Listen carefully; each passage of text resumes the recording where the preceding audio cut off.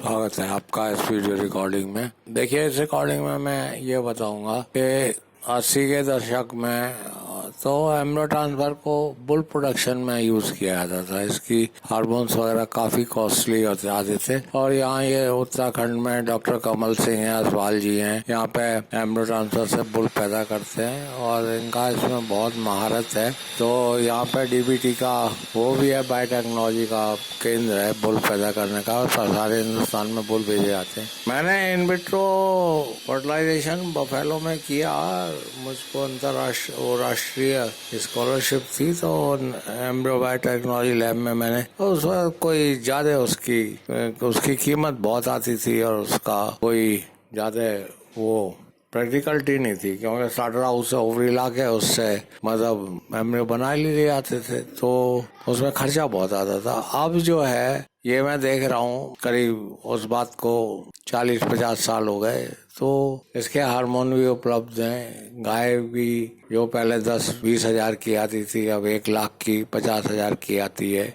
और सबसे बड़ी प्रॉब्लम जो है रिपीट ब्रीडिंग की है, कि साहब वो रिपीट ब्रीडिंग हो गई गाय में। और दूसरी समस्या ये है कि बछड़ा पैदा हो गया, साहब क्या करें। तो मैं जो हूँ ये एम्ब्रियो ट्रांसफर को रिपीट ब्रीडिंग और बछड़ा पैदा होने से बचने के लिए कर रहा हूँ। मतलब ऐसा है कि जब एम्ब्रियो आप ट्रांसफर करेंगे तो उसमें फर्टिलाइजेशन तो हो ही गया, मतलब सीमेन आपका ठीक था, तभी तो एम्ब्रियो बना। और दूसरी बात जो होती है कि एम्ब्रियो पे गर्मी का असर नहीं होता। बहुत सारा सीमेन अगर आप हॉलिस्टीन में 40 डिग्री पे डालेंगे तो वो कार्य नहीं करेगा, मतलब सीमेन मर जाएगा। और 6 दिन तो बहुत क्रिटिकल होते हैं, पर इसमें एम्ब्रियो ट्रांसफर में 6 दिन का बच्चे को ल्यूटरल फेज में डाला जाता है। तो और फिर मैं सेक्स सीमेन को भी यूज कर रहा हूँ, तो जितने भी बच्चे होंगे सारे फीमेल होंगे। तो यही मेरी स्ट्रेटेजी है। हमारी लैब है और उसको फाइनेंस भास्कर जी और उनके फादर राजीव शर्मा जी करते हैं। इंडस्ट्रियलिस्ट हैं वो, और उनका 100 जानवर है करीब। उनकी इंडस्ट्री है पाइप बनाने की,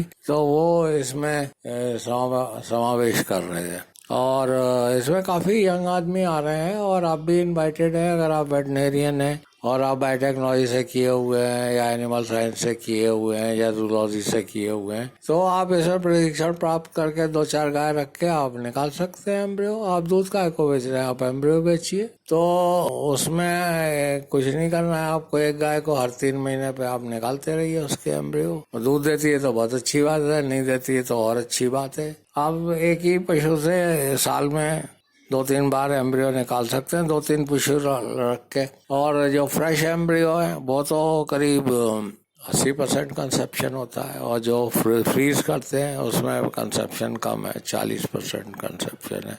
तो मैं आपको, अगर आप वेटनेरियन हैं या बायोटेक्नोलॉजिस्ट हैं या एनिमल साइंसेस है, तो आप सीखना चाहते हैं तो आप इनवाइटेड हैं।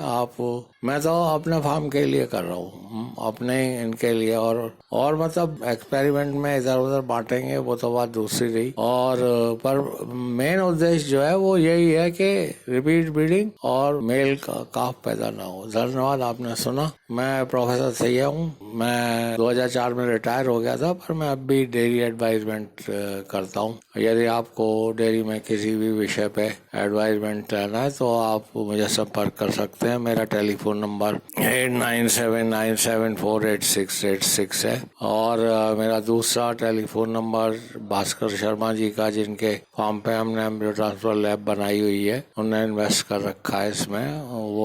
उनके फादर राजीव शर्मा जी हैं, उनका टेलीफोन नंबर 8279835752 है। आप कभी भी इन नंबरों पे संपर्क कर सकते हैं। और अगर आपकी कोई योजना ऐसी है कि डेयरी में ज्यादा ख्याति प्राप्त करें या मतलब कुछ नई दिशा दे, तो आप इसमें अवश्य आ सकते हैं। धन्यवाद, आपने सुना।